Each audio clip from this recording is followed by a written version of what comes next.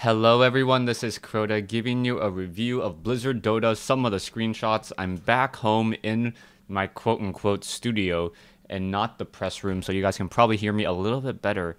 And if you hear two people breathing, that's because my daughter is on my lap being a very good girl right now. So I'm very, very happy about that. And let's go ahead and talk about Blizzard Dota. Blizzard Dota is gonna be an upcoming patch. Here you go. Here are some of the screenshots. And first of all, those of you guys who are familiar with League of Legends or Heroes of New Earth, I believe the minimap is on the bottom right hand side. So taking a look at the user interface, minimap is on the bottom right hand side. Your four skills are Q, W, E, R right over here on the left.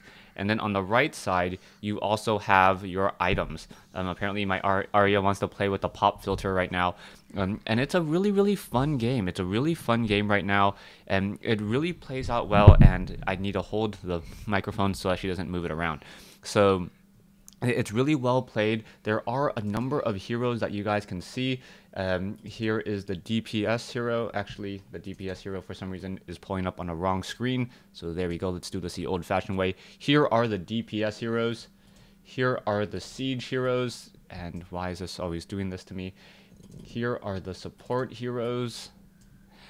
And finally, here are the tank heroes. And they do spam all of the Blizzard properties. You can see Arthas, you can see Stitch. Just very, very, very fun game so far. You can see all of the heroes here. Each of the heroes can change into a different color. So different animations, different highlights. That is also very nice.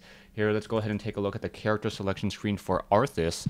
You can see how this works right here. And when you choose your team, you know exactly what what abilities they will have, and also the team roster over here, what your team has chosen as well. Go ahead, let's see what Mirrodin looks like. There is Mirrodin for you. Here is Thrall, the classic orc hero, and my daughter is right now holding the microphone, so hopefully you guys can still hear me.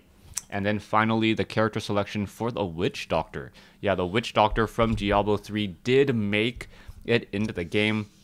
Going to be very, very interesting to see how all of this plays out and how all of this works. So hopefully you guys are enjoying some of the screenshots.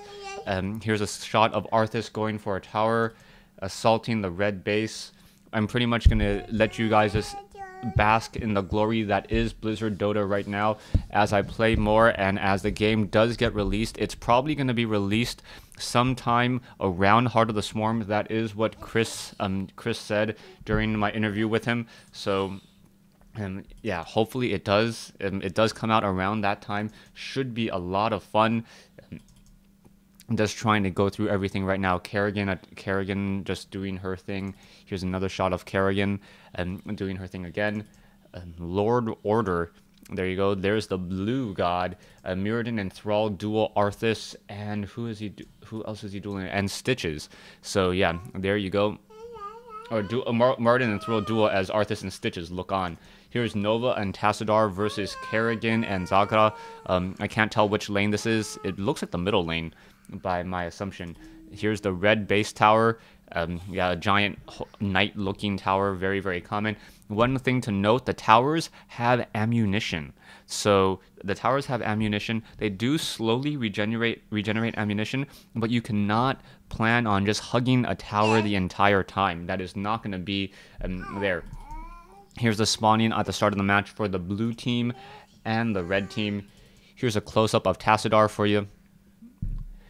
Here's the item shop. The items are actually very, very clean and very, very minimized. There is not this crazy amount of items that you really want to buy in this.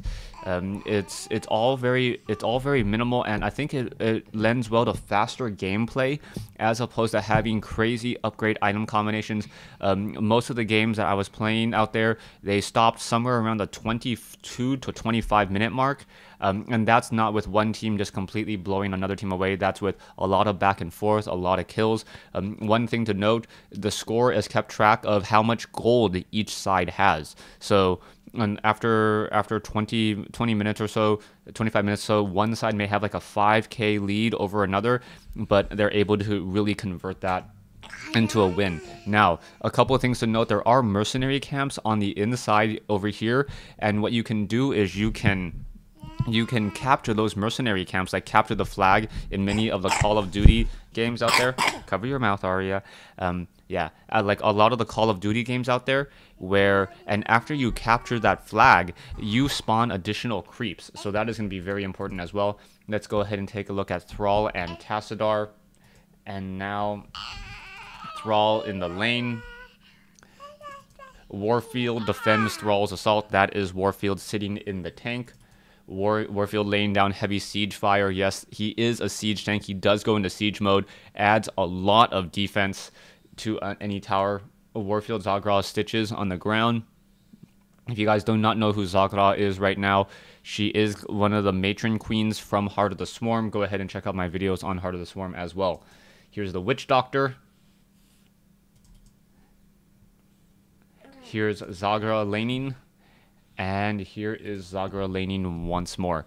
Thanks for watching. Thanks for listening. Hope you guys enjoyed it. Hope this video is of better quality. And hope to see you guys on Battle.net.